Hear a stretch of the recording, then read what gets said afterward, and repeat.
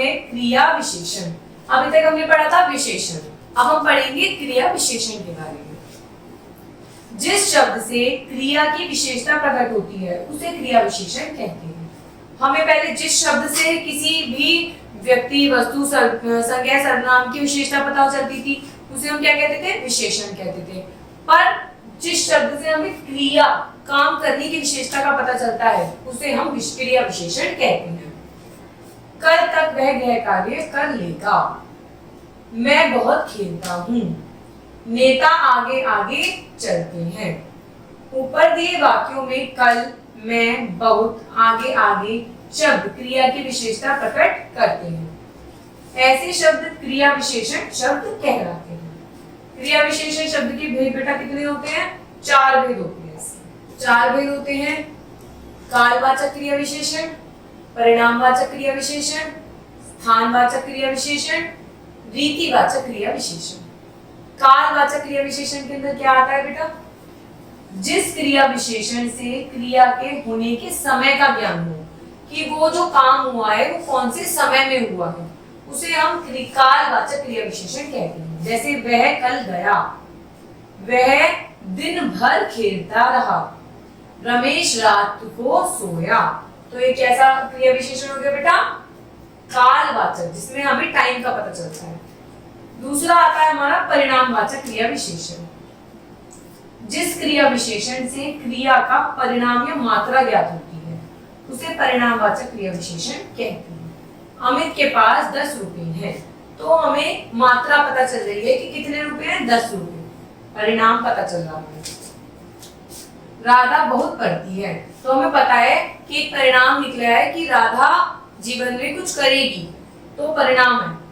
उसे 2 मीटर कपड़ा दो, तो मात्रा पता चल रही है इसलिए 2 मीटर। तो ये कैसे हो गए बेटा? परिणामवाचक क्रिया विशेषण। थर्ड आता है बेटा स्थानवाचक क्रिया विशेषण। जिस क्रिया विशेषण के द्वारा किसी कार्य के स्थान का ज्ञान होता है, कि वो क्रिया कौन से, कहां पे हो रही है, किस स्थान पर हो रही है, उसे हम क्या कहते हैं? स्थानवाचक क्रिया विशेषण। जैसे सोहन कहाँ गया है, रचित घर में सोता है, तो घर पता चल गया ना, स्थान क्या है, तो ये क्या हो गया? स्थानवाचक क्रिया विशेषण। आशा यहाँ है, मतलब स्थान पता चल गया कि पास में है, यहाँ है जहां मैं हूं, तो ये कैसा हो गया बेटा? स्थानवाचक क्रिया विशेषण। रीतिवाचक क्रिया विशेषण। जिस क्रिया विशेषण के द्वारा क्रिया के होने वाली रीति का ज्ञान होता है, कि वो क्रिया हो तो रही है पर वो किसके अकॉर्डिंग हो रही है, किस चीज को फॉलो करके हो रही है, क्या उसको करने का ढंग है, तो वो होता है रीतिवाचक। जैसे राम धीमे चलता है, तो रीति क्या हो गई? धीमे। वह ध्यान से लिखता है, तो ध्यान हो गया रीतिवाचक। बच्चा अचानक रोने लगा, तो अचानक क्या हो गया इसमें? रीतिवाचक। वह सच में अच्छी लड़की है, तो सच में क्या हो गया? रीतिवाचक। जिससे हमें वो जो काम हो तो रहा है पर उसकी रीति का, उसके ढंग का, कि वो कैसे हो रहा है ये पता चलता है, उसे हम रीतिवाचक क्रिया विशेषण कहते हैं। क्रिया विशेषण के 4 भेद होते हैं। जिस शब्द से क्रिया की विशेषता प्रकट होती है उसे हम क्रिया विशेषण कहते हैं।